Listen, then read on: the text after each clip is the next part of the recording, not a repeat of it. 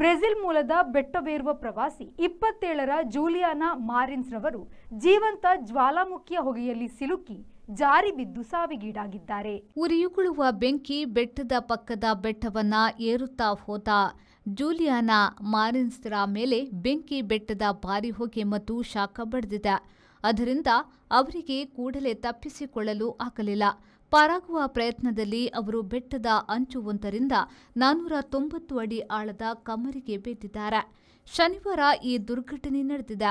4 ದಿನಗಳ ಹುಡುಕಾಟದ ಬಳಿಕ ಅವರ ಶವವನ್ನು ಪತ್ತೆ ಮಾಡಲಾಯಿತು. ಅವರಿಗೆ ಅಗ್ನಿಸಾಕ್ಷಿ ಸಾವು ಸಾಕ್ಷಿಯಾಗಿತ್ತು. ಆಕೆಯ ಪ್ರವಾಸಿ ಕುಟುಂಬ ಮತ್ತು ಇಂಡೋನೇಷ್ಯಾದ ವಿದೇಶಾಂಗ ವ್ಯವಹಾರದ ಖಾತೆಯು ಇದನ್ನು ನೋವಿನಿಂದ ಹೊರಗಿಟ್ಟಿದೆ. ಆಕೆ ಕುಟುಂಬದ ಹಾಗೂ ಸ್ನೇಹಿತರ ಜೊತೆಗೆ ರಂಚಿನಿ ಶಿಖರ ಏರುವಾಗ ಈ ದುರಂತ ನಡೆದಿದೆ.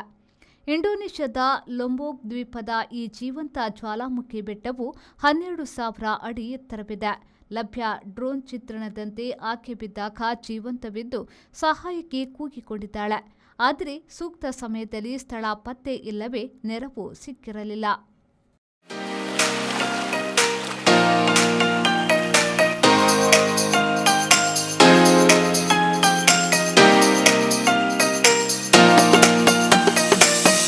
Tandoor Family Restaurant brings you Mangalorean Seafood Thali.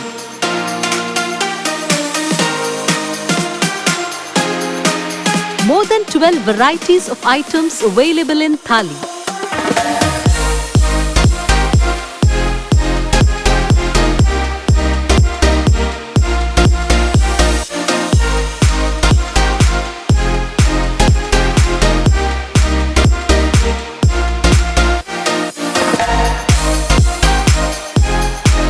Enjoy varieties of coastal cuisines at Tandoor.